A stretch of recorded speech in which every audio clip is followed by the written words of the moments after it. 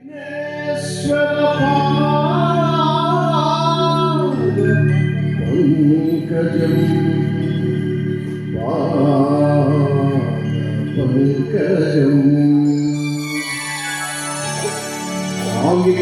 భువనం యస్య వాచికో సర్వవాంగ్మయం ఆహార్యం చంద్రతారాది తం వందే సాత్వికం శివం తం వందే సాత్వికం శివం. జయ నటరాజ స్వామి వారికి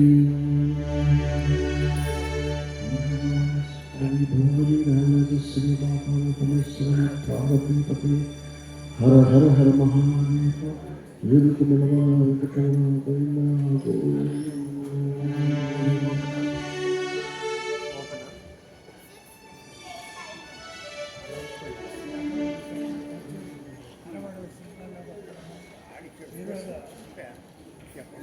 రెండేళ్ళ నుంచి తీసుకున్నారు.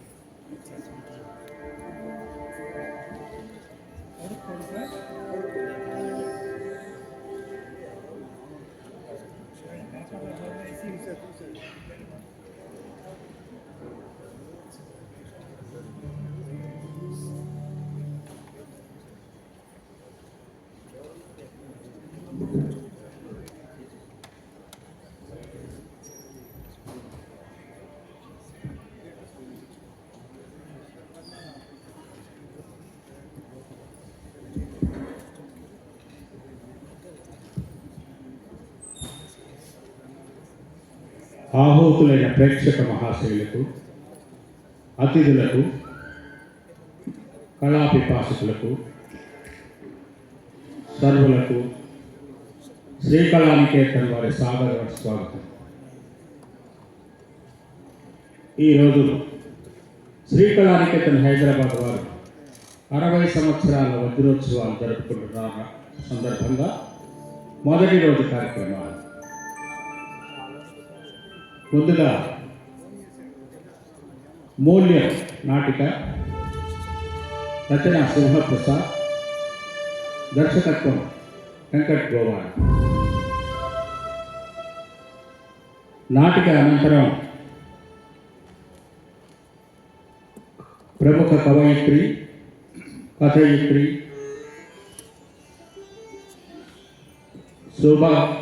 జూపాక సుభద్ర గారికి తెలుగు భాషా దినోత్సవ సందర్భంగా సత్కారం. ఈ కార్యక్రమాలు ఈరోజు ఉంటాయి. రేపటి కార్యక్రమంలో తెలుగు నాటక రంగానికి విశిష్ట సేవ చేసినటువంటి ప్రముఖ సినీ నాటక రచయిత శ్రీ మాడభూషి దివాకర్ బాబు గారికి సన్మానం, జాగృతి శ్రీకళానికేతన్ అవార్డు బహూకరణ,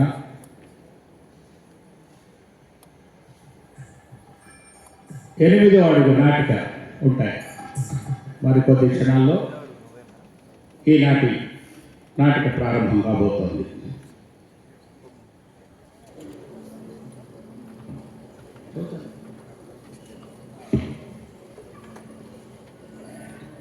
నేటి మన సమాజంలో ఆడపిల్లల మీద అడుగడుగున రకరకాల ఆంక్షలు విధింపబడుతున్నాయి. జననంతో మొదలుకొని పెంపకం, చదువులు, సమాజవర్తన, పెళ్లి, ఉద్యోగం, స్వేచ్ఛ, దృష్టి, దృక్పథం అన్నిటా చిన్న చూపే వివక్షే.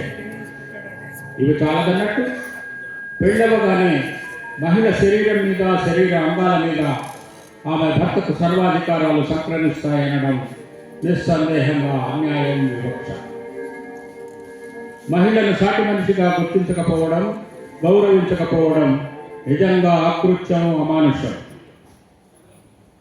మగవారితో సమానంగా అన్ని రంగాల్లోనూ భుజం కలిపి నడుస్తూ విజయబావుట ఎగురవేస్తున్న మహిళా శక్తిని కించపరచడమే అవమానించటమే.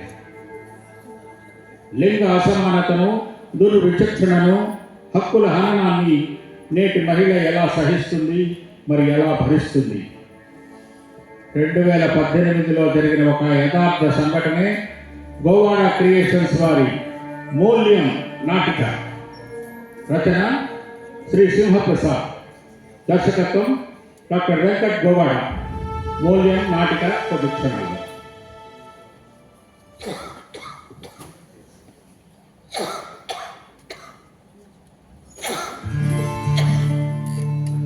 జైతి జైతి ఇంకా ఎంతసేపు అవతల ఆఫీస్ టైం అవుతుంది.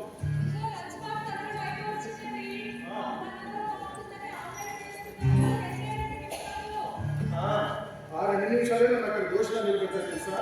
ఆమ్లెట్ నివేయడం కాదు, నన్ను ఆమ్లెట్లో వేసుకొని సాస్ వేసుకొని నంచుకొని వెళ్ళి తినేస్తుంది. ఆడబాబు దగ్గర పనిచేసి నెగ్గిపు రావడం అంటే అక్షరాలు అసిద్ధంగా బతకలేదు. అన్నిటికీ ఆధారం వివరాలు, లెక్కలు పత్రాలు అడగడం మా ఆడవాళ్ళు నైజం. అందుకు నువ్వు ఎక్సెప్షన్. నువ్వు పూర్తిగా నాకు నచ్చినట్టుగా ఉంటుంది.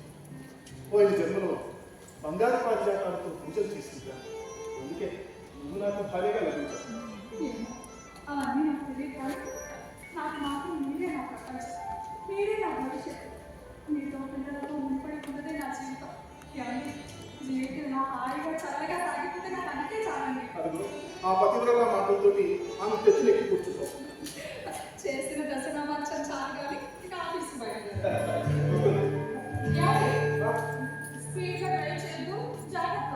బయట హెల్మెట్ ముందు తీసుకోవడం మర్చిపోవద్దు. ఎలా మర్చిపోతాను, గుర్తు చేయడానికి నువ్వు ఉన్నావు.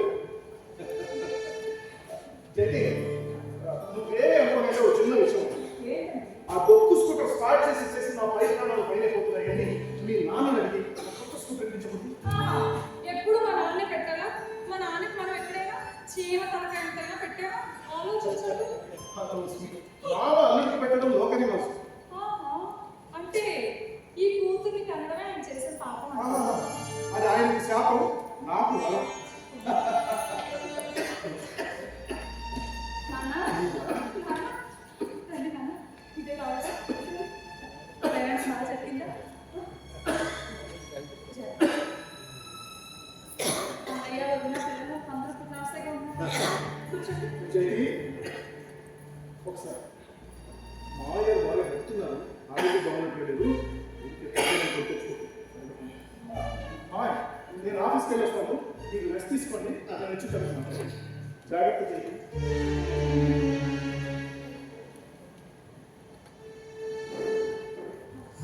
అదే నాన్న, మిమ్మల్ని జాగ్రత్తగా చూసుకోమని చెప్తున్నారు ఆయన. ఓ. ఉండండి, మీకు మంచినీళ్ళు ఇస్తాను. హాస్టల్లో పిల్లలు ఎలా ఉన్నారమ్మా? బాగున్నారు నాన్న, ఉదయమే ఫోన్ చేశారు.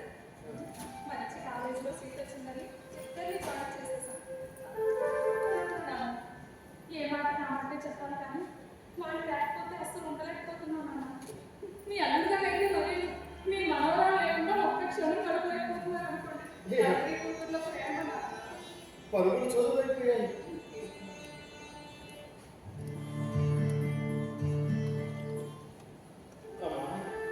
నా అలవాట్లు గుర్తు పెట్టుకుని రోజుగా చెల్లి తీసుకొచ్చాను. మీ అలవాటే నాకు వచ్చింది కదా. అయినా మీకేం కావాలో ఏమి కావాలో నాకు తెలియదే చెప్పండి. ఏ తండ్రి కూతుర్ల ప్రేమ నాన్న. నీ చేతిలో మంచి చేతులు పెట్టాను. అదే నాకు కొన్నంత తృప్తి, నిశ్చయం. అది సరే కానీ హాస్పిటల్కి వెళ్ళారు కదా, డాక్టర్ గారు ఏమన్నారు కదా? ముసలి వయసేవో పెద్దరవడం, ఆఖరి అంతలోకి వచ్చానని ఆ భగవంతుడి నాకు పరీక్షిస్తుంటాను. అయ్యో, అలా మాట్లాడద్దు నాన్న. నాన్న, అయినా మీకు ఏమంత వయసు అయిపోయిందని మీకేం కాదు నాన్న. నేను కాదు నాన్న, మీకు అన్నయ్య కాదు నాన్న, నేను కూడా ఉన్నాను. మీరు ఆ విషయమే మర్చిపోతున్నారు. ఆ భరోసాతోనే వచ్చాను తల్లి, ఆ భరోసాతోనే వచ్చాను. ఏంటి నాన్న కొత్తగా మాట్లాడుతున్నారు? అమ్మ తీసి వదిలి ఏమైనా మంది గొడవ చేసిందా? మన బంగారం మంచిదని అనుకుంటాం, గీటి పెట్టాకే తెలుస్తుంది అది బంగారం కాకి బంగారం. అసలు అసలు ఈ ఆలోచన ఏమైందో చెప్పండి. అబ్బే ఏం లేదు, మామూలు నీరసం తీసుకొస్తుంది కానీ అమ్మా తింటానికి ఏమన్నా ఉందా? అయ్యో భగవంతుడా, మీరేమైనా తిన్నారో లేదో చెప్పాలని మర్చిపోయాను. ఉండండి అమ్మ, ఉండండి ఇప్పుడు వస్తాను.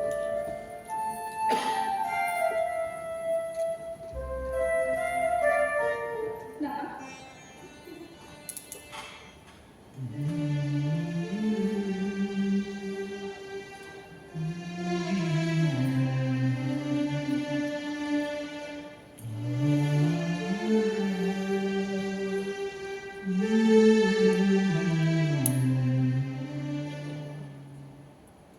నువ్వు తినా?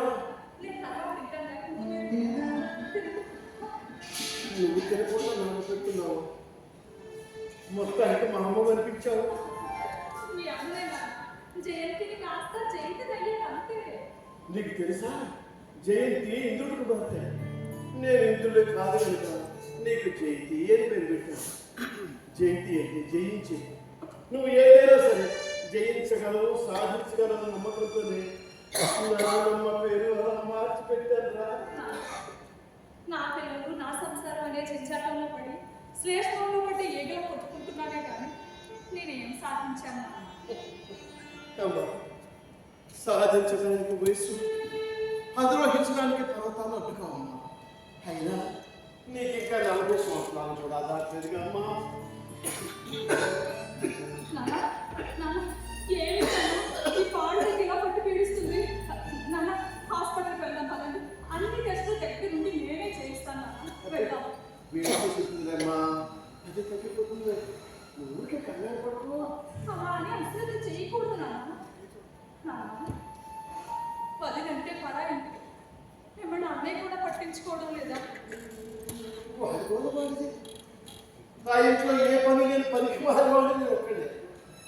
ఉద్యోగం నుంచి రిటైర్ అయ్యాము అంటే జీవితం నుంచి రిటైర్ అయ్యే సమయం వాస్తవం ఉంటుంది. రెట్టు బల్బు వెలుగుతుంది. భవిష్యత్తు గురించి ఆశావాహంగా ఉంటుందని ఎప్పుడూ ఆశాజనకంగా మాట్లాడండి అని మాకు నూరిపోసే నీరే ఇలా నిరాశగా మాట్లాడుతున్నారే. నాన్న, మీ మనసు గాయం చేసేది ఇంకో చెప్తున్నారు. మీరు నా దగ్గర దాస్తున్నారు. అసలు చెప్పండి, ఏం జరిగింది? ఏలేదుగా. ఉండు, నేను స్నానం చేసి వస్తాను. స్నానం? సరే సరే, ఒక్క నిమిషం ఆగండి. ఏదైనా అడిగితే మాట మాట్లాడాలంటే మీ తర్వాతేనా? ఏ విషయాన్ని మీరు సరిగ్గా చెప్పండి నాకు. తీసుకోండి. ఇది ఒకటమ్మా. వెల్కమ్ కిట్ నాన్న. మీకు అవసరమయ్యే టూత్ పేస్ట్, బ్రష్, సబ్బు, షాంపూ అన్నీ మీకోసం సిద్ధం చేసి పెట్టాను. నాన్న, ఏమైంది? టూత్ పేస్ట్ అయిపోయింది రా. పేస్ట్ వేసుకున్నామంటే వేసుకున్నాం అన్నట్టు కొంచెం వేసుకోవాలి కానీ బ్రష్ పొడుగుతా వేసుకుని తినేయకూడదు నాన్న అంటాడమ్మా. నేను ఇప్పుడు పూట నేర్పిన నా సుఖుతుడు. పేస్ట్ భాగ్యాన్ని మందులు కొనుక్కురాలంటే మందులని హోల్సేల్గా ఒక్కసారి అమాంతంగా మింగేస్తే రోగం ఒక్కసారి నయమైపోతుందన్నా. డాక్టర్ చెప్పినట్టే వేసుకోవాలి. అలా వేసుకొని ఉంటే మందులన్నీ ఒక్కసారి ఎలా అయిపోతాయి? లెక్కలు అడుగుతారు. మిమ్మల్ని అన్నయ్య వేడికి చెప్పడం ఏంటి? Non sense. అయినా అన్న వదిన దయాదాక్షిణ్యాల మీద బ్రతకాల్సిన కర్మ ఏంటి అన్న? నిక్షేపం ఎలా నెల ఎలా పెరుగుతుంది మీ చేతిలో ఉంటుంది కదా. మీరే నలుగురిని పోషించగలరు కదా నాన్న. నిజమే, కానీ అందుకు డబ్బు ఏటీఎం కార్డు కావాలి. అవి అన్నయ్య పర్సులో ఉంటాయి. అదేంటి నాన్న? బ్యాంకుకి వెళ్ళి డబ్బు తెచ్చుకునే శ్రమ నీకెందుకు? నీ కార్డు ఇవ్వు, నీకు అవసరమైనప్పుడల్లా నేనే డ్రా చేసి తెచ్చిస్తాను. కన్న కొడుకు సెక్కించలే కదా, ఇచ్చాను. 100 రూపాయలు తీసుకున్నారంటే 1000 వివరాలు అడుగుతాడు. 1,00,000 సంపాదిస్తాడు. తాళం చెవి ఇంకొక చేతికిస్తే ఇలాగే ఉంటుంది. తీసేసుకుంటే సరే. అది ఇల్లు కోడలేముందో తెలుసా? కొడుకు మీద నమ్మకం లేనప్పుడు కొడుకు ఇంటి చూడు పట్టుకొని వేలాడేందుకు కూతురు దగ్గరికి వెళ్ళొచ్చుగా. అభిమానం గాయపడేసరికి పౌరుష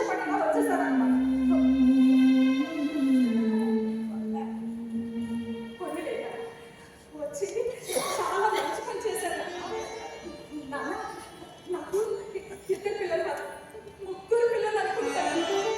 అయ్యా, ఈ రోజులో అమ్మాయి ఎంత అమ్మాయి ఎంత అంతేనమ్మా. నాన్న మీరు ఇక్కడ నిశ్చింత కాదు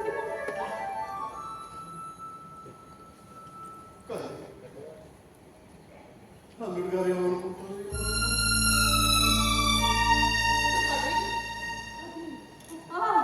అక్కడ మీ పరిస్థితి ఏంటో ఆయనకు వివరించి చెప్తే ఆయన ఒప్పుకుంటారు. ఆ నమ్మకం నాకు ఉంది నాన్న. ఆయన తప్పకుండా ఒప్పుకుంటారు. అల్లుడు నెత్తి మీద కూర్చొని కూతురు సుమతిని నేను మీకు పెట్టాలి కానీ నీ దగ్గర నుంచి తీసుకోకూడదమ్మా. నీ దగ్గర నుంచి తీసుకోకూడదు.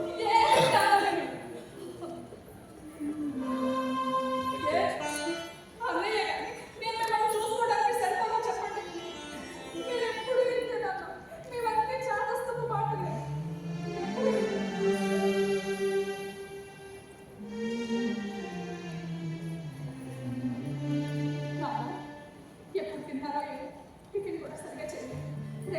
వేరేగా భోజనం చేయాలి.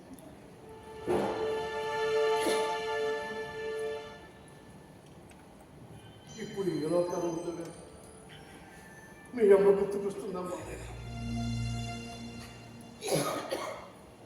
మీ నాన్నమ్మ లాగానే కడుపులో నుంచి తీసి పెట్టేదమ్మా. నాకంటే ముందే వెళ్ళిపోయి బతికిపోయి. మీరు అలా మాట్లాడకండి నాన్న. అమ్మ ఏమి లోటు తెలియకుండా మమ్మల్ని పెంచారు, పెద్ద చేశారు.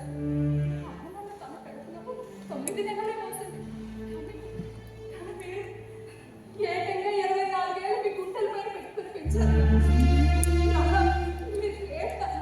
మీరు గ్రేట్. వేడి వేసి చేస్తాను.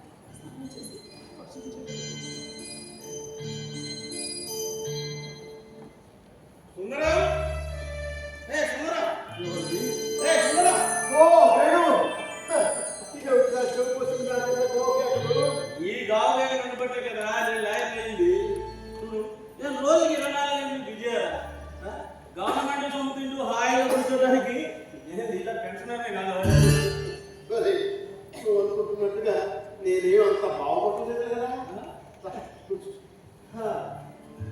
అంటే అందరూ పిల్లలుగా సంపాదించిన మొత్తం వస్తా పిల్లల చేతుల్లో పోసి వాళ్ళ ముందు చేతులు కట్టుకుని నిలబడ్డాం అన్నమాట. సుందరం, ఏదైనా బుద్ధిలో ఉన్నంతసేపు ఆసక్తి ఆకర్షణ ఎప్పుడు నేర్చుకుంటారా? మరి ఆ ప్రేమ ఆప్యాయత నీకు అర్థం కావాలంటే నువ్వు అర్జెంటుగా 4 పిల్లలుగా రావాలి. ఇదిగో రోజులో కట్టాలి కానీ ఏంటి అర్జెంట్గా రమ్మన్నా? అది వీడు.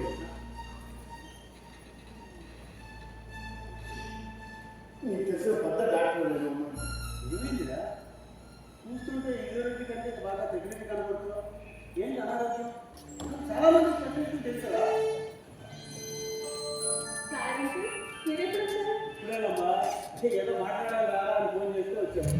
దేని గురించి నాన్న? అంటే ఏం లేదమ్మా, ఇంకే అయినా వాడి మాటలు గుర్తామా. వాడు లాయర్ కాదు, లయర్. ఏయ్! నారద మహర్షి మన కలహ పోసుకుంటే కానీ నిజానికి ఆ మాట 100కి 100 శాతం ఈ పీడనగా వస్తుంది. కలహం ఉంటే సార్ వీళ్ళకి పండగే పండగే పండగే. ఏయ్! నువ్వు చాలా డ్యామేజ్గా మాట్లాడుతున్నావు. నీ మీద పరుణాసం కావాలనుకుంటున్నావు. అమ్మా చెప్పి అసలు మీ పేరు మీద ఆశగా ఉన్నాయి చెప్పు మనకు. ఆస్తి లేకపోతేనే అంకుల్ మా నాన్నకి అండగా మేము ఉన్నాం. గొప్ప మాట చెప్తున్నాము. అయినా ఈ రోజుల్లో తల్లిదండ్రులు ఎందుకంటే స్వర్గాన్ని ఏం కోరుకుంటారు? మీరైతే అస్సలు కోరుకోరు తెలుసా? తెలుసా, మా నాన్న మా కోసం, ముఖ్యంగా నా కోసం పడ్డ తపన, కష్టం, అనుభవించిన వేదన, చేసిన త్యాగం అలా కూడా మర్చిపోలేను. అదంతా ఒకే తెగే నా తొలి కాపుటంలో నాన్న చేసింది మరో యుద్ధం. ఏం చేసేదో చెప్పమ్మా, అది ఎంత గొప్పదో నేను చెప్తాను. డాక్టర్ చెప్పిన ఈడీడీ కంటే 10 రోజుల ముందే ఒక నది రాత్రి వేళ నాకు నొప్పులు మొదలయ్యాయి. బయట హోరున కురుస్తున్న వర్షం. ఇంట్లో మేము ఇద్దరే ఉన్నాం. నన్ను ఒంటరిగా ఇంట్లో వదిలి ఆటల కోసం కూడా వెళ్ళలేని పరిస్థితి నాన్న. అప్పుడు నాన్న ఏం చేశారో తెలుసా నాకు? ఏం చేశాను? తల లోపెట్టి నన్ను కూర్చోపెట్టుకుని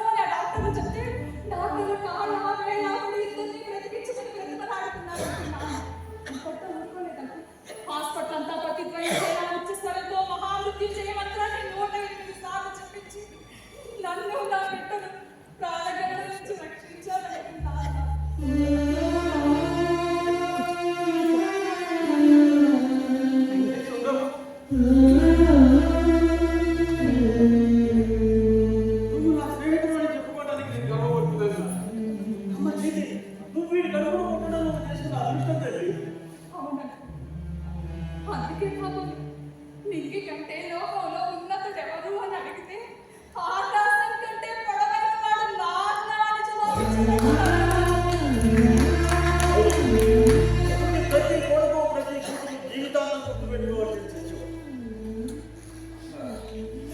పోటీ డైలాగ్ అవుతుంది. ఈ మధ్యకాలం నువ్వు నీ కూతురికి సంస్కారం గురించి వింటూ ఉంటే ఎంతసేపైనా జీవితం పోటీకి టైం అవుతుంది. నేను వెళ్ళి వస్తాను.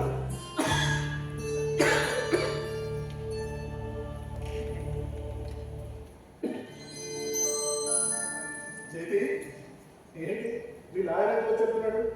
స్నేహితులు కలవడానికి వచ్చాడు. అంతేనా? గొప్ప తీసి మీ నాన్న ఏమన్నా వీణలో వహిస్తున్నాడేమో నాకు తెలియదు. సరే కానీ స్థిర చరాస్తులన్నింటిలోనూ మీకు సమానమైన మాట ఉంటుంది. మాట్లాడే హక్కులేనా? బాధ్యతలు ఉండవు. వాళ్ళని నమ్మన్నా? అది సరే, మీరే ఆఫీస్కి వెళ్ళకుండా వచ్చేసారు. చెప్పానుగా జైతి, ఆ స్కూటర్ చెడిపోయింది. అది బాగు చేసేసరికి లేట్ అయిపోయింది. ఆ లీవ్ పడేసి మరి వచ్చింది. జైతి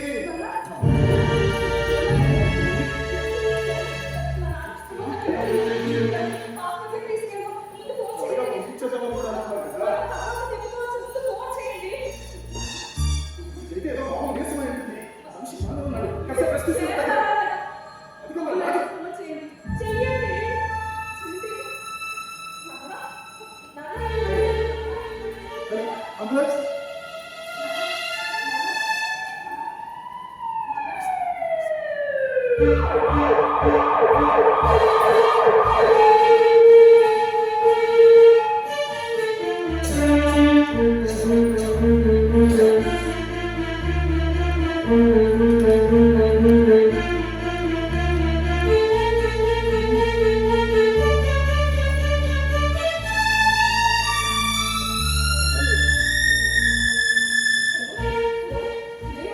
అన్నయ్య, నువ్వు ఇంకా బయలుదేరలేదా? అన్నయ్య, నీకు ఇంకా విషయం అంతా చెప్పాను కదా అన్నయ్య. అన్నయ్య, నువ్వు ఇంకా పరిగెత్తుకుంటూ వస్తావేమో అనుకున్నాను అన్నయ్య. అన్నయ్య, అన్నయ్య, త్వరగా వచ్చేయండి. అన్నయ్య, నాన్నకి మీ నాన్నకి 2 కిడ్నీలు చెడిపోయాయి. చెప్పడానికి చెప్పిన దాకా నుంచి గర్భిస్తుంది. మీరు వస్తే బాగుంటుందో ఉద్దేశం. పని నాకు తప్పదు. నాన్న, నీకు అమ్మ రివర్స్ చదువుతున్నాను.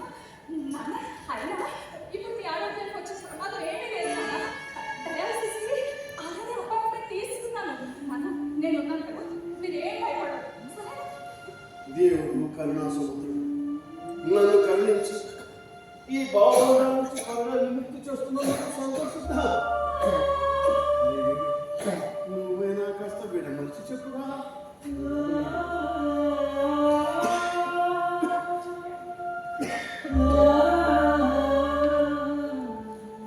నాన్న చెప్పి మీ నాన్న ఎంత నిపుణంగా ఉన్నాడు.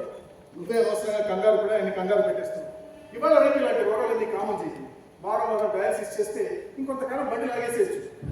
ఏదైనా గవర్నమెంట్ ఆసుపత్రిలో చూపిస్తే అంతా ఫ్రీ. అది కాదు అంతా కదా, ప్రైవేట్ ఆసుపత్రులు కూడా ఫ్రీనే. ఏమండి? డబ్బుల గురించి ఆలోచించుకునే సందర్భం ఇది. ఎవరెంతగా మాట్లాడినా ఎంతగా పాకులాడినా అవన్నీ పైసలు కలగల చుట్టూ గిరగిరా తిరుగుతూ ఉంటాయి చెప్పి. డబ్బుని ప్రాణాలతో ముడిపెట్టకూడదు. సెంటిమెంట్గా కాకపోయినా ప్రాక్టికల్గా ఆలోచిద్దాం. మన సమస్యకి పరిష్కారం మనకి కిడ్నీ దొరకదు. జీవనదానం రిజిస్టర్ చేస్తే ఏ యాక్సిడెంట్ కేసు ఏ బ్రెయిన్ డెడ్ కేసు వచ్చిందనుకో వాడు కిడ్నీ డొనేట్ చేయడానికి అంగీకరిస్తే ముందుగా రిజిస్టర్ చేసిన ప్రాతిపదిక మీద మనకు కిడ్నీ దొరుకుతుంది. అదైతే అయ్యేసరికి పుణ్యకాలం కాస్త గడిచిపోతుంది. అంకుల్ చెప్పినట్టు మనకి కిడ్నీ డొనేట్ చేస్తే మన పని ఈజీ అయిపోతుంది. అదంతా ఈజీ కాదు జైలు. చాలా ఖర్చుతోటి కష్టంతోటి కూడుకున్న పని. పైగా రామా చెప్పిందాక ఫోన్లో చేతులు చేశాడు మీ అమ్మాయి. మా అన్నయ్య అంత బాధ్యతగా ఉంటే మా నాన్న ఇక్కడికి ఎందుకు వస్తారు? అంటే పూర్తిగా నా వెతికెక్కించేశారా మీ అన్న చెల్లెలు ఇద్దరు కలిసి మీ నాన్నని? అదే మాట్లాడండి. అన్నా, మా అన్నయ్య ఏమన్నాడు? రానన్నాడా? ఆ. అంత మాట అన్నాడా? అవును. అయితే మా నాన్న పరిస్థితి. అయితే నేనే మా నాన్నకి నా కిడ్నీ దానం చేస్తాను. మా నాన్నకి నేను కొత్త ఆయుష్ పోస్తాను. అమ్మ చేతి నువ్వు గొప్ప నిర్ణయం తీసుకున్నావు తల్లి. కాదు చెల్లి, ఇది చాలా పిచ్చి నిర్ణయం. మా నాన్నండి మా కోసం, మా ఆనందం కోసం, మా బాగోగుల కోసం ఆయన 3 వంతుల జీవితాన్ని త్యాగం చేసిన నాన్న. అది ఆయన బాధ్యత తండ్రి చేస్తాడు. ఆయన ఏదో కొత్తగా చేసిన స్తోత్రాలు వలిస్తామేంటి చూసేది. ఆయనకి జీవితంలో బాధ్యతలు తీరిపోయాయి. నీకు ఇంకా నీ జీవితంలో నీ బాధ్యతలన్నీ నీ చేతిలో ఉన్నాయి. అది మర్చిపోతున్నావేంటి? ఇప్పుడు మా నాన్న జీవితం కూడా నా చేతిలోనే ఉంటుంది. వేరే మార్గం ఏమీ నాకు అనిపించలేదు. ప్లీజ్ అండి, దయచేసి ఒప్పుకోండి. నాకేం కాదండి, అంతా బాగానే జరుగుతుంది. ఎవరి ఆయన పరాయి వారు కాదు కదా. మా నాన్న ఇప్పుడు ఆయనకి కిడ్నీ ట్రాన్స్ప్లాంటేషన్ చేయించుకున్నాను. రోజు రోజు కొంచెం కొంచెం చచ్చిపోతారు. చేతి ఈ లోకంలో అందరూ శాశ్వతం అని చెప్పు. నువ్వు శాశ్వతం, నేను శాశ్వతం అని చెప్పు. అదే మాట్లాడండి. ఏం చెప్పు? నేను చెప్తుంటే అసలు నీకు చెవికి ఎక్కడ ఇందాక నుంచి అలా పిచ్చి పట్టిందా మాట్లాడుతున్నావేంటి? కట్టుకున్న వాడికి అంటే కన్నవాడికి పోయినట్టుగా మాట్లాడుతున్నావు ఇందాక నుంచి. చెప్పండి, నా నిర్ణయం చెప్పండి కదా. నేను తప్ప అటు మిత్రుడి ప్రాణం, ఇటు నీ కుటుంబం, ఇటువైపు మగ్గాలో ఏం చేయాలో అర్థం కావట్లేదు. ఈ విషయంలో నేను ఏ నిర్ణయం తీసుకోలేదు, కానీ నువ్వు తీసుకున్న నిర్ణయం మాత్రం చాలా గొప్పది. అభినందించగలరు, అది బలపడతలేదు. చూడవు, కుటుంబంలో సమస్యల్ని కుటుంబంలో వాళ్ళే పరిష్కరించుకోవడం ఉత్తమం.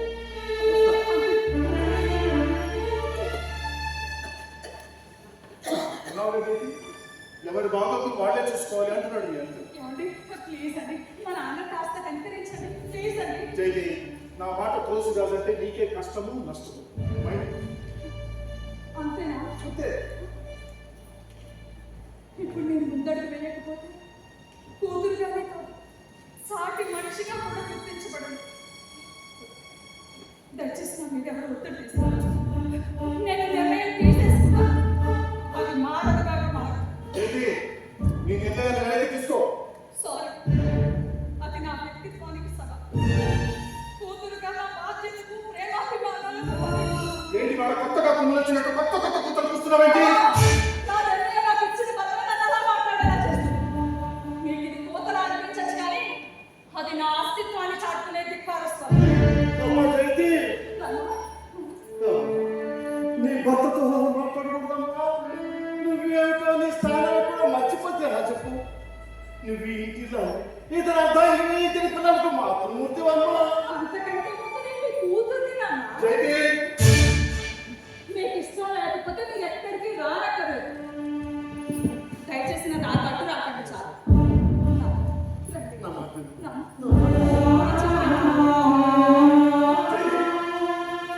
జైది, జైది, నా మాట కాదని ఇంటి గడప దాటితే శాశ్వతంగా ఇంట్లో అడుగు పెట్టడానికి హక్కు కోల్పోతారు.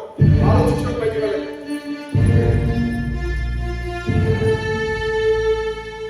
పదండి నాన్న.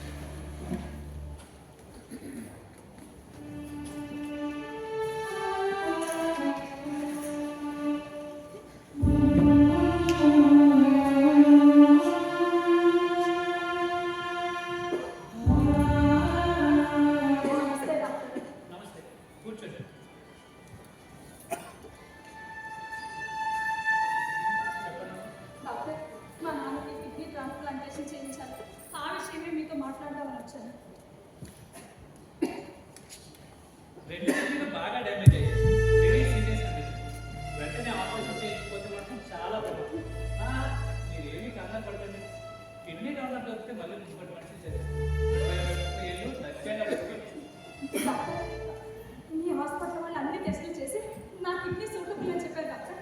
డాక్టర్ మిమ్మల్ని కలిసి ఆపరేషన్కి డేట్ ఫిక్స్ చేసుకోమన్నారు. మీరు మీ నాన్నగారి కిడ్నీ దానం చేయాలనుకుంటున్నారు. Very good, very good. మీరు ఎలా ముందుకు రావడం చాలా ప్రశంసనీయం. సరే, ఇంకెందుకు ఆలస్యం, రేపే సర్జరీ చేసేద్దాం. ఈ ఫామ్లో సైన్ చేసేవాడు. అమ్మ జీకి, నువ్వు తొందరపడుతున్నావు. జరగబోయే పరిణామాల గురించి ఆలోచించకపోతే అనిపరిగా వ్యవస్తున్నావు. ఎందుకు ఇంటి దగ్గర అనవసరమైన ఘర్షణకు దిగుతున్నావు అర్థం కావట్లేదు. అలా వెనక్కి లాగుతానండి. అయినా మీ ప్రాణం విలువ మీకు తెలియడం లేదు. ఒక కిడ్నీ దానం వల్ల వాళ్ళకి వచ్చిన నష్టం ఏమీ లేదు. ఆ భగవంతుడు మనకి ముఖ్యమైన రెండే చొప్పులు ఇచ్చాడు. కళ్ళు, చెవులు, కాళ్ళు, చేతులు, అలాగే కిడ్నీలు. ఒకటి పోయినా రెండోది. కరెక్ట్గా చెప్పాలంటే రెండవది స్పేర్ పార్ట్ అన్నమాట. మగవాడైతే పర్వాలేదు డాక్టర్ గారు, కానీ ఆడపిల్లండి, ఆడపిల్ల. ఈ రోజుల్లో కూడా ఆడమగానికి ఎలా వెంటేసి మాట్లాడడం అస్సలు బాలేదు. అయినా మీ రోజుల్లోనే కాదండి, ఈ కాలం ఆడవాళ్ళు చేయలేని పనులు, నిర్వర్తించలేని బాధ్యతలు అంటూ ఏమీ లేవు. ప్రతి రంగంలోనూ వీళ్ళు మగాలని డామినేట్ చేసి పడేస్తున్నారు.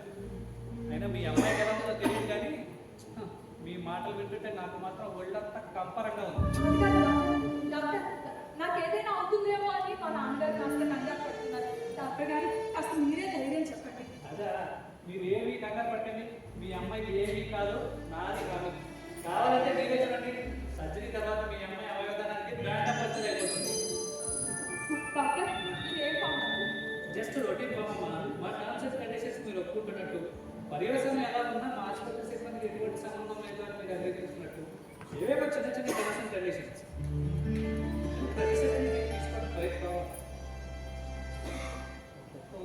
సారీ, మీరు మ్యారీడ్ కదా? ఈ ఫామ్ మీ హస్బెండ్ కూడా సైన్ చేసి తీసుకుని ఇదేంటి డాక్టర్? జస్ట్ ఇంకో రొటీన్ ఫామ్ అమ్మా. నేను మా వారికి నా కిడ్నీ దానం చేస్తుంటే మధ్యలో మా వారు మీ వారు కనుక మేము సర్జరీలో ఏమైనా కాంప్లికేషన్స్ వస్తే మీ వారి నుంచి మాకు ఎటువంటి లీగల్ ప్రాబ్లమ్స్ రాకుండా ముందు జాగ్రత్త అన్నమాట. అయినా ప్రతి సర్జరీకి ఇవన్నీ క్వైట్ కామన్ అమ్మా. ఒకే ఒక్క సంతకం చేసి తీసుకుని సర్జరీ స్టార్ట్ చేస్తాం. డాక్టర్, ఇంత క్రితమే ఆడ మగ సమానం అంటూ లెక్చర్ ఇచ్చి ఇప్పుడు ఇలా వివక్ష చూపించడం కొద్దిగా బాగాలేదు. చూడమ్మా, అది నా అభిప్రాయం. ఇది legal formality. You know we have to follow the rules and regulations of the government. ఒకవేళ మా వారు సంతకం పెట్టకపోతే ఏముంది, సర్జరీ చెయ్యి. డాక్టర్, ఇది మరీ అన్యాయం డాక్టర్. కిడ్నీ సీక్రెట్ ఇక్కడే ఉన్నాను. కిడ్నీ డాక్టర్ ఎదురుగా ఉన్నాను. అయినా ఒక ఫార్మల్ లెటర్ కోసం నిండు ప్రాణాన్ని బలి చేసుకోవచ్చు. చూడమ్మా, ఈ విషయంలో నేనైతే ఏ హెల్ప్ చేయలేదు. I'm sorry. నల్ల ఏం చేస్తానన్నా? వద్దాం, వెళ్ళిపోదాం. వద్దాం. డాక్టర్, నేను మిమ్మల్ని మళ్ళీ వచ్చి కలుస్తాను డాక్టర్.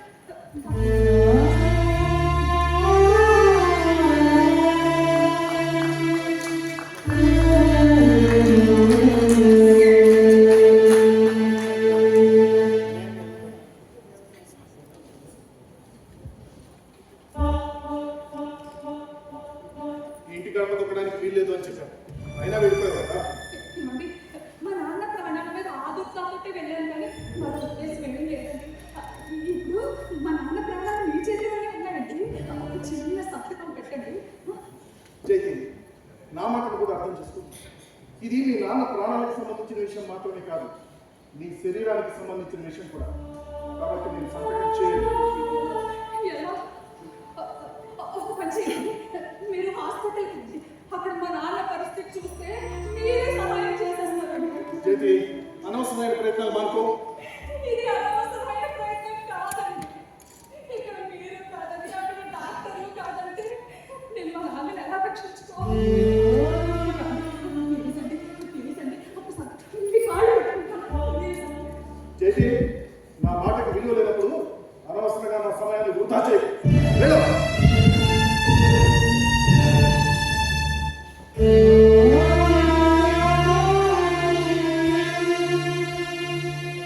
నా దేహం మీద, నా శరీర అవయవాల మీద నాకు హక్కు లేకుండా ఎలా పోతుందో నేను చూస్తాను. నా శరీర అవయవాన్ని నేను దానం చేయడానికి నా భర్త అనుమతి కావాలి.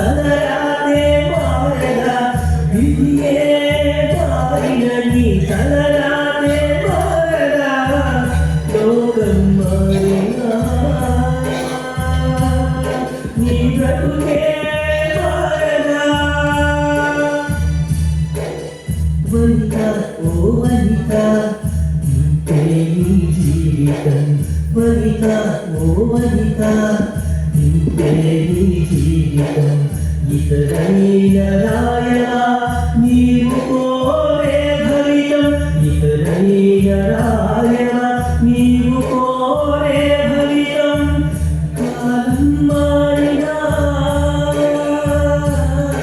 నీ కాలం మారదా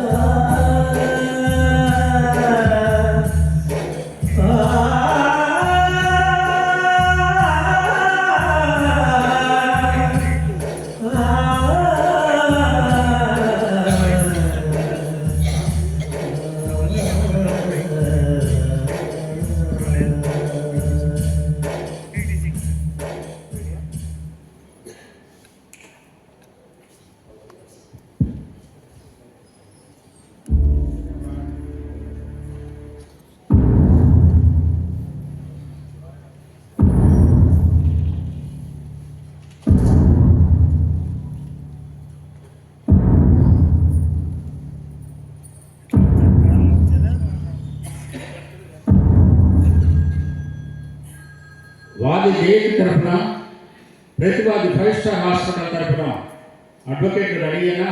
నేను రెడీ నేను రెడీ అయ్యాను. ఇక మేము ఈ వాదనలు ప్రారంభించండి. Thank you your honour. ఇది ఒక చిత్రమైన ప్రత్యేకమైన కేసు.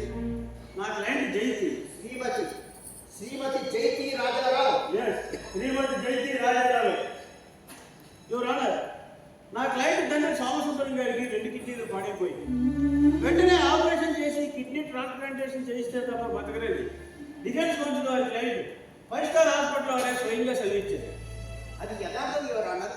పేషెంట్ యొక్క ఆరోగ్యాన్ని దృష్టిలో ఉంచుకొని నా క్లయింట్ ఒక సరైన సలహా ఇస్తే దాన్ని తప్పుపడతాడేంటో.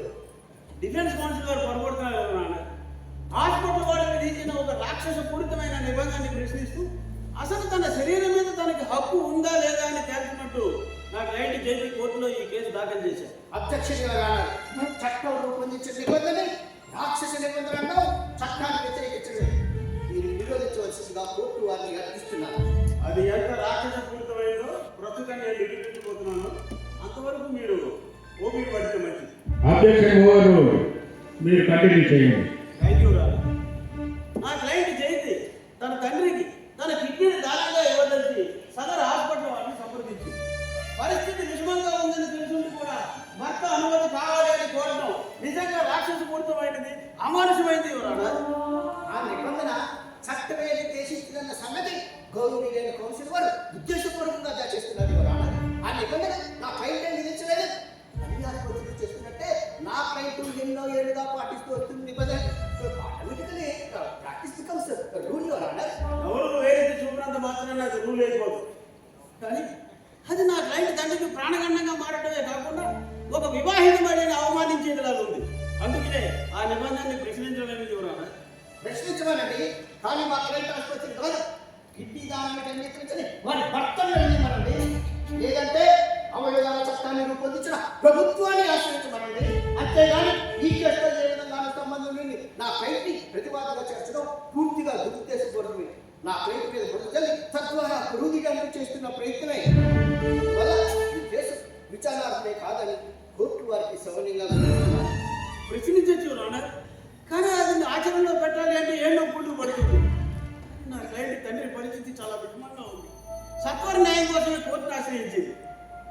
ప్రభుత్వం రూపొందించిన చట్టాన్ని తూచా తప్పకుండా పాటిస్తున్న నా క్లయింట్ ని ఇలా దోషం చేసి గోల్లో నిలబెట్టడం అన్యాయం యువర్ ఆనర్. నా క్లయింట్ ఒక ఆరోగ్య సురక్ష సంస్థ, వైద్య సేవ సంస్థ. రోగులకు వైద్య సేవ చేయడం, అవసరమైతే సర్జరీలు చేసేలా వారి ప్రాణాలు కాపాడటం వారి ప్రథమ కర్తవ్యం. బాధ్యత. దాన్ని కానీ వదిలేసి ఇలా కోర్టులో కేసులు వాదిస్తూ వారి సమయాన్ని చేసుకోలేరు. అలా చేస్తే వారి చేతుకొని వచ్చే రోగులకు అన్యాయం చేసినట్టు అవుతుంది. ఊహాత్మక విషయంతో వేసిన ఈ కేసును దయచేసి డిస్మిస్ చేయవలసిందిగా కోర్టు వారిని సభ్యులుగా కోరుతున్నారు. డిఫెన్స్ కౌన్సిల్ చెప్పినట్టుగా మీ క్లయింట్కు సలహా ఇచ్చి అసలు పార్టీని ప్రతివాదులుగా ఎందుకు చేర్చకూడదు? చట్టంలోని ఒక నిబంధనలు ప్రతివాది వకీలీకరించడం ద్వారా నా క్లయింట్ తండ్రికి అత్యవసర వైద్య సహాయాన్ని నిలిపివేయడంతో అది నా క్లయింట్ తండ్రికి మానసికంగానూ శారీరకంగానూ ఎంతో కృషి చేశారు. చేయడం వల్ల నా క్లయింట్ ఆసుపత్రికి నష్టమే కానీ ప్రయోజనం చెప్పండి. ఓ పని చేయండి, ఈ కేసు నుండి మా క్లయింట్ డిశ్చార్జ్ చేసి ఆ పైన ప్రభుత్వంపై చేసేసుకోండి. అయ్యా జడ్జి గారు, నేను మాట్లాడచ్చా? మీ లాయర్ చెప్పలేనిది మీరేమైనా కోర్టుకు చెప్పుకోదలిస్తే బోన్లో నిలబడి చెప్పండి. అయ్యా జడ్జి గారు, సత్వర న్యాయం వర్తిస్తూ మా నాన్న ప్రాణాలు రక్షించమని ప్రార్థిస్తూ వ్యాజ్యం వేశాక కోర్టు పక్షుల వారి కోర్టు చుట్టూ తిరుగుతూనే ఉన్నా. కోర్టు వాయిదాలు వేసుకుంటూ వెళ్ళిపోతుంటే నేను మాత్రం కాళ్ళరిగా తిరుగుతున్నానయ్యా. ఆర్డర్. మీరు కోర్టును నిందించడం మానుకోవాలి. మేము సరదాగా వాయిదాలు వేయం. మీ లాయరు వారి లాయరు అవసరమని కోరితేనే గమనిస్తాం. దాని వల్ల వారికి వీరికి వచ్చే నష్టమేమీ లేదు న్యాయమూర్తి గారు. మధ్యలో నలిగిపోతున్నది నేను. అదిగో నా నాటికి అనారోగ్యంతో సృష్టించుకుంటూ అధ్యక్షుడు అంటే దీని అంతటికి జడ్జి గారే బాధ్యత. ఇది ముమ్మాటికి కోర్టు కోర్టుని ధిక్కరించే ఉద్దేశం నా క్లయింట్కి లేదు రానా. తన ఆవేదనని ఆక్రోశాన్ని కోర్టు వారికి తెలియజేసుకుంటూ సానుభూతితో అర్థం చేసుకోవచ్చుగా కోరుతున్నారు. మీ తపన భావోద్వేగం అర్థమవుతుంది. మీరు ప్రత్యేకమైన కేసుగా పరిగణించి మీకు ప్రత్యేకమైన సదుపాయం కల్పిస్తూ ఉన్నాం. మీరు మీ వాదనని స్వయంగా విన్నవించుకోగలిస్తే విన్నవించుకోవచ్చు. మీరు బోర్డులో నిలబడక్కర్లేదు. మా ఎదుటికి వచ్చి చెప్పవచ్చు. అవసరం అనుకుంటే సాక్షులు విచారించడానికి కూడా అనుమతిస్తాం.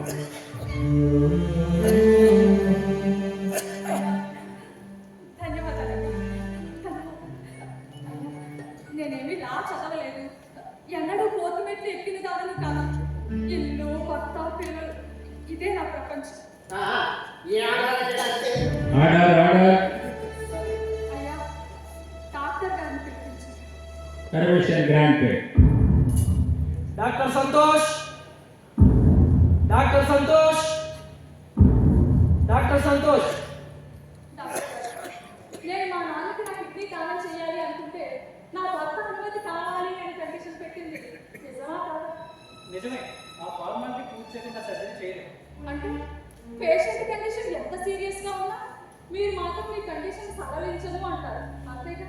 మొమ్మాటికి అంటే రేపు అంటే మీకు సర్జరీ పూర్తయిన తర్వాత ఏమైనా కాంప్లికేషన్స్ వచ్చినా లేదా ఏమైనా సైడ్ ఎఫెక్ట్స్ వచ్చినా మీ వారి నుంచో లేదా మీ సంతానం నుంచో మాకు చాలా లీగల్ ప్రాబ్లమ్స్ రావచ్చు. ఆ ఇబ్బందులన్నీ మాకు ఎందుకు చెప్పండి. ఒకవేళ నేను మా వారికి నా కిడ్నీ దానం చేసినా ఇవన్నీ రావచ్చుగా. అప్పుడు మా అమ్మ నుండో నాన్న నుండో ఎందుకు అనుమతి అడగను? అంటే ఆడవాళ్ళంటే అక్కచులకనా లేదంటే మన మనుషులే కాదంటారా? ఇక్కడ భార్య కాదు, భర్త ఏమో స్వీకర్త. అందువల్ల వీరిద్దరి మధ్యలో మూడో వ్యక్తి అన్నది అవసరం లేదు. అంటే రోగి ప్రాణాల కన్నా మీ స్కిన్ని కాపాడుకోవడమే మీకు ముఖ్యం అంటారు. డాక్టర్ గారు, మీరు వైద్యం నుంచి చేపట్టే ముందు ఆ చేసిన హిపోక్రటిక్ అవేనండి ప్రమాణాలు ఉన్నాయి కదా, వాటిని ఒక్కసారి గుర్తు చేసుకొని చెప్పండి. అది వేరు, ఇది వేరు. అది వృత్తిధరం, ఇది చట్టాన్ని కాపాడాల్సిన బాధ్యత. ఒకవేళ నేను కాకుండా మా అన్నయ్య కిడ్నీ దానానికి ముందుకు వచ్చాడు అనుకోండి, అప్పుడు మా వదిన అనుమతి కావాలని ఎలాగే గుర్తు చేస్తారా? అవసరం లేదు. మగవాళ్ళు ఎవరికైనా నిరభ్యంతరంగా అవయవదానం చేయలేదు. ఆ విషయం చట్టంలోనే ఉంది. చూసారా ఈ రెండు నాలుగుల ద్వారా ఎంతగా లేదు. ఆడవారి కబుర్లు, మగవారి కబుర్లు, ఎందుకంటే ఈ వివక్ష? అంటే చట్టం దృష్టిలోనూ ఆడవారి కంటే మగవారే గొప్పవారు అన్న మీ అభిప్రాయం? అందరు ఆడవాళ్ళకు కాదు, వివాహం కాని వారు నిరభ్యంతరంగా అవయవదానం చేయలేదు. చట్టం ఆ క్లాసుని కేవలం వివాహిత స్త్రీలు మాత్రమే నిర్దేశించింది. అంటే పెళ్లి ఆడవారి స్వేచ్ఛను హరించి మగవారికి బానిసం చేస్తుందన్నమాట. అంతే కదా? చూడండి, అవి నాకు అనవసరమైన విషయం. దయచేసి అందులో కాదు. అయ్యా ఇక వాళ్ళ పంపించారు. ఎస్.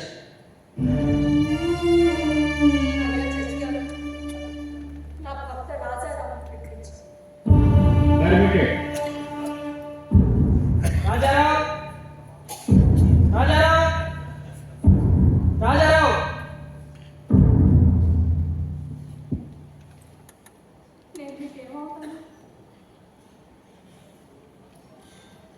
వేద మంత్రాల సాక్షిగా తాళి కట్టిన భార్య, నా మాట శిరస వహిస్తానని అగ్ని సాక్షిగా ప్రమాణం చేసిన భార్య, నా అడుగులో అడుగు వేసి నడుస్తానని సప్తపది సాక్షిగా చెప్పిన భార్య.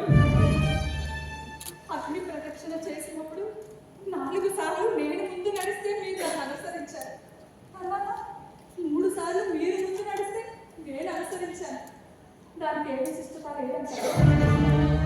సప్తపదిలో ఇద్దరం కలిసి చెత్తగా అడుగులు వేశారు. దానికి ఏ అర్థం పరమార్థం లేవంటారా?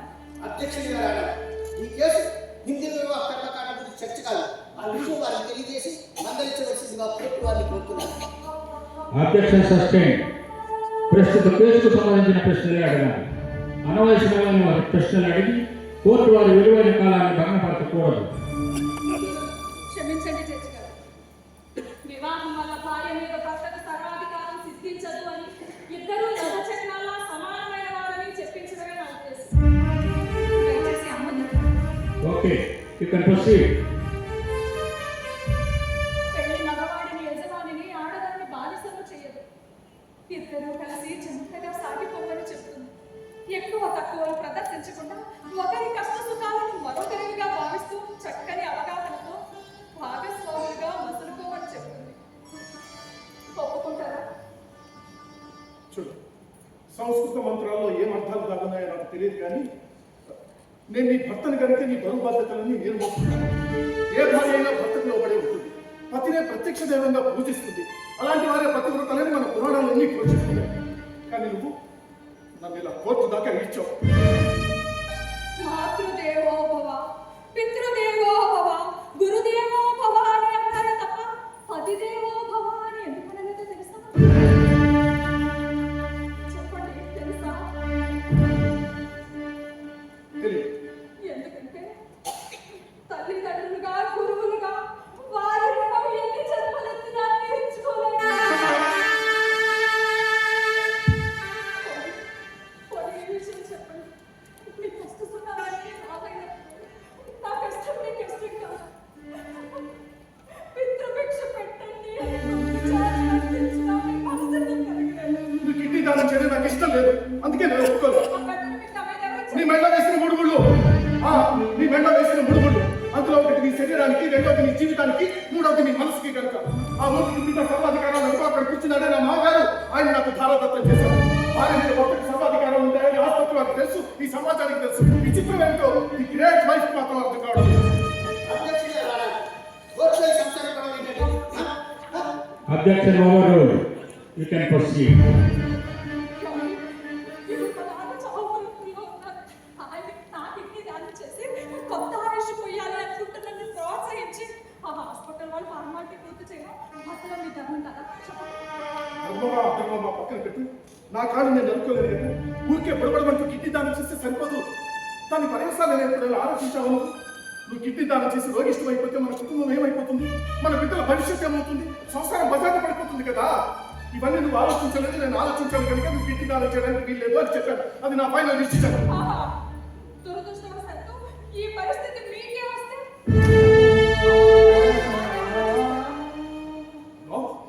నేను ఇంటి యజమాని, నేను బాగుంటేనే కదా మీరు బాగుండేది. అంటే ఒకవేళ నా కిడ్నీ చెడిపోయి నువ్వు నీ కిడ్నీ నాకు దానం చేయాల్సి వస్తే అప్పుడు ఎవరు పర్మిషన్ తీసుకోవాల్సిన అవసరం లేదు. అలా కాకుండా ఇంకెవరికైనా దానం చేయాలంటేనే పర్మిషన్ తప్పనిసరి అని అంటున్నాను. ఎందుకంటే అంటే నా శరీరం మీద నాకు హక్కు లేదా? లేవని కదా దాన్ని చూడు. పతివ్రత ఎవరు నీలాగా భర్త మీద కోత దాకా ఇచ్చి పరువు పదాన్ని పడేయాలి. Order. Mind your language mister. అడిగిన దానికి అవును కాదు అని చెప్పండి చాలు. I'm sorry sir. ఒకవేళ నా కిడ్నీ మీకు దానం చేయడానికి మా అమ్మ నుండో నాన్న నుండో ఆ హాస్పిటల్ వాళ్ళు పర్మిషన్ అడిగేది అనుకోండి, అప్పుడు ఏం చేస్తారు? సార్, నిన్నే నాకు దానం చేసిన తర్వాత నీ శరీరంలోని అవయవాలు హక్కులు నావే అవుతాయి. చూసారా చూసారా చచ్చి గారు, నా జీవితం మీదే కాకుండా నా శరీరంలోని సర్వ అధికారాలు, సర్వ హక్కులు నా శరీర భాగాల మీద వారి మీదట అంతే. రేపు ఒకవేళ నా స్థానంలో మన అమ్మాయి ఉంటే అప్పుడు కూడా మీరు ఇలాగే ఆలోచిస్తారు.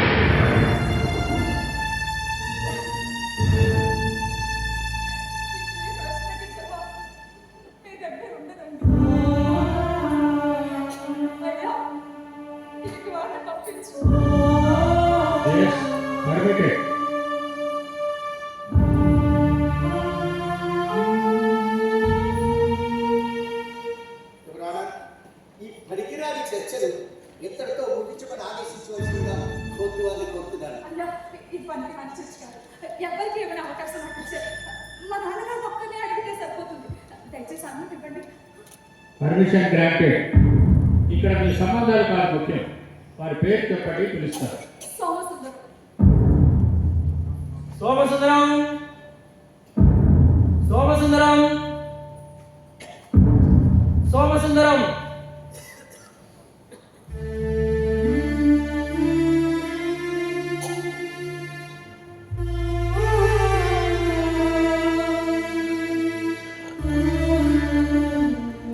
మీరు నా కన్న తండ్రి.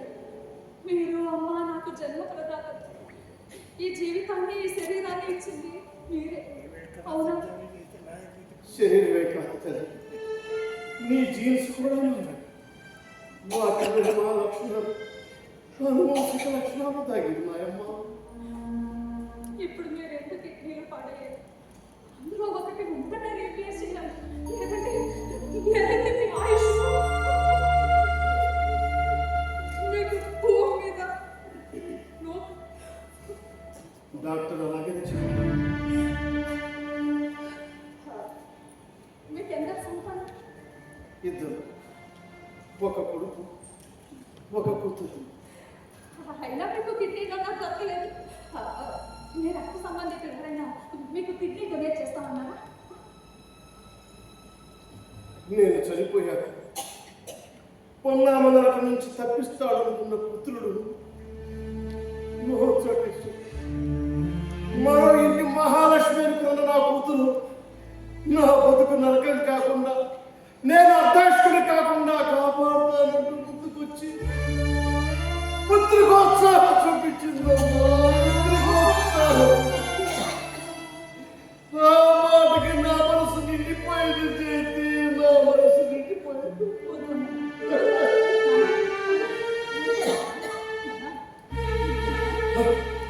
అమ్మ చేతి, నా గురించి నువ్వు చూసుకో. నీ సంసారం చాలాగా సాగకుండా ఎందుకమ్మా ఈ మొత్తం దయచేసి ఈ కేసు విత్డ్రా చేసుకుంటే నా మాట వినమ్మా. వద్దమ్మా, వద్దు ప్లీజ్. అయ్యా గట్టి గారు, కూర్చుందని కాస్త నచ్చ చెప్పి పుణ్యం పెట్టుకోండి సార్.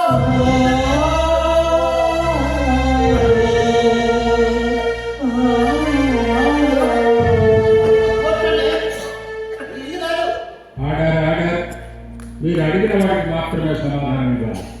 అనవసరమైన విషయాలు ప్రస్తావించకూడదు. అలాగే సార్. ఆఖరిగా ఒకే ఒక ప్రశ్న. మీ కూతురు మీరు కలిసి డాక్టర్ దగ్గరికి వెళ్ళినప్పుడు డాక్టర్ ఏమన్నారు? మీకు ఆపరేషన్ ఎందుకు చేయమని చెప్పారు? నా అంగీకారం లేనిదే మా అమ్మాయి కిడ్నీని నాకు అమర్చలేమని కరాఖండిగా చెప్పారు. అయ్యా అది విషయం. ఇప్పుడు వారిని పంపించండి. Yes.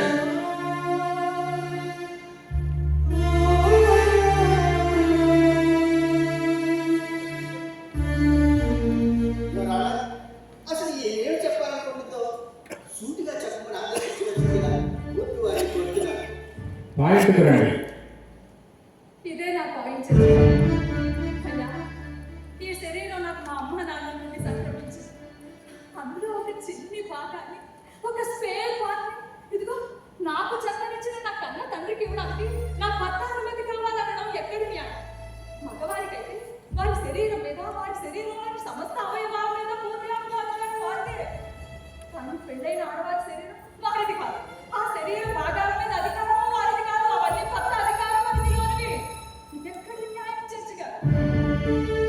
మా మెడలో పసుపు తాడు కట్టించుకున్నందుకు మా జీవితం మీద, మా శరీరం మీద, మా శరీరంలోని సమస్త అవయవాల మీద భర్తలకు గుప్తాధిపత్యం కట్టబెట్టడం అన్యాయం, అమానుషం, అక్రమం. తమ శరీరంలో ఒక చిన్ని భాగాన్ని, ఒక స్పేర్ పార్ట్ని తమ్మికో తండ్రికో తోడబుట్టిన వాళ్ళకో ఇవ్వాలి అని అంటే చట్టంలోని క్రూర నిబంధన వారి ఇచ్చకు స్వేచ్ఛకు సంఖ్యలు వేస్తారు. దానిని ఖండించడానికే వ్యాజ్యం వేస్తారు. అయ్యా చర్చి గారు, ఈ శరీరం నాదో కాదు,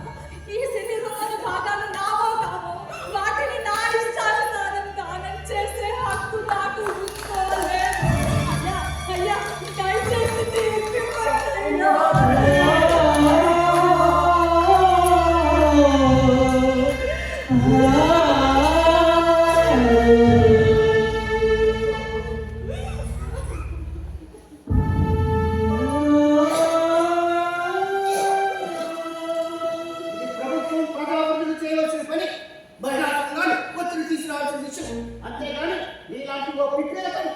ఇక్కడ పేర కొడుతూ వస్తే చింతకాయని రావు. నా క్లయింట్ వాదనని ఆవేదనని సమర్పిస్తూ కోర్టు వారికి ఒక విషయాన్ని మనం చేయాలి అనుకుంటున్నాం. అవయవదాన చట్టం రూల్ నెంబర్ 22 ప్రకారం వివాహిత మహిళల విషయంలో అన్ని జాగ్రత్తలు తీసుకోవాలని నిర్దేశించారే తప్ప భర్త అనుమతి కావాలని ఎక్కడ స్పష్టీకరించారు. కానీ హాస్పిటల్ వాళ్ళు దాన్ని ఒక ఫార్మాలిటీస్ కింద మార్చేశారు. ఆ నిబంధన చల్లదని ప్రకటిస్తూ నా క్లయింట్ జయంతి భర్త అనుమతి లేకుండా తన కిడ్నీని తన తండ్రికి దానంగా ఇవ్వడానికి కోర్టు వారిని అనుమతించవలసిందిగా కోరుతున్నాను. That's all your honour. Sentiment కవర్ల కంటే చట్టబద్ధత ముఖ్యం. నా క్లయింట్ 5 స్టార్ ఆసుపత్రి వారు చట్టాన్ని పాటించారే తప్ప ఏ విధమైన తప్పు లేకపోలేదు. తప్పు ఏదైనా చట్టంలో ఉంది కానీ నా క్లయింట్ ఆసుపత్రి నిబంధనలు లేదు. అందువల్ల ఈ కేసు విచారణకి కాదని దయచేసి డిస్మిస్ చేయవలసిందిగా కోర్టు వారిని కోరుతున్నాను. That's all, Your Honor.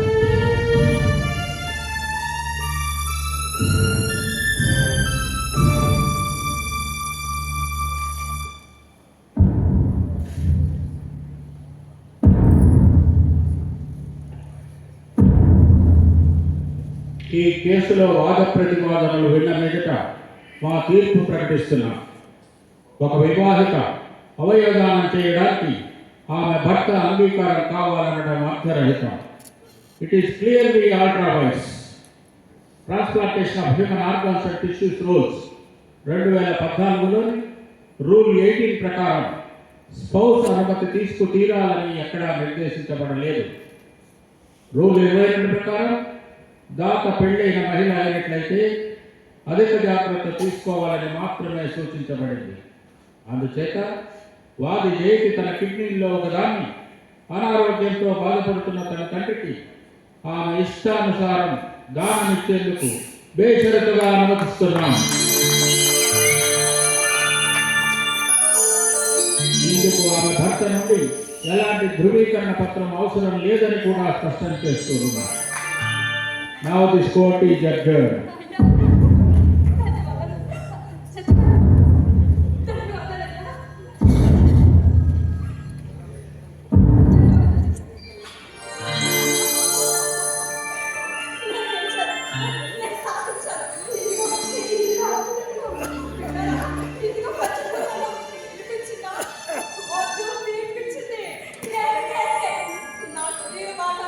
వంద శాతం నాది.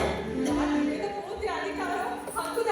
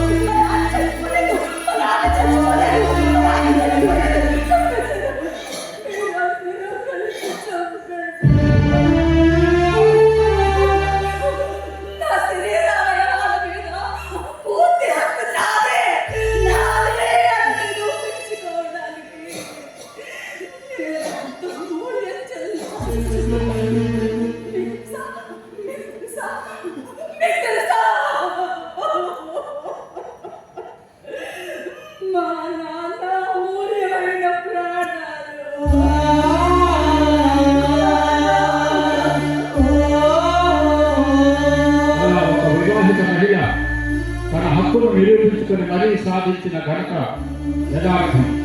ఇందులోని పోరాటం, తీర్పు యథార్థం. మూల్యం నాటకం.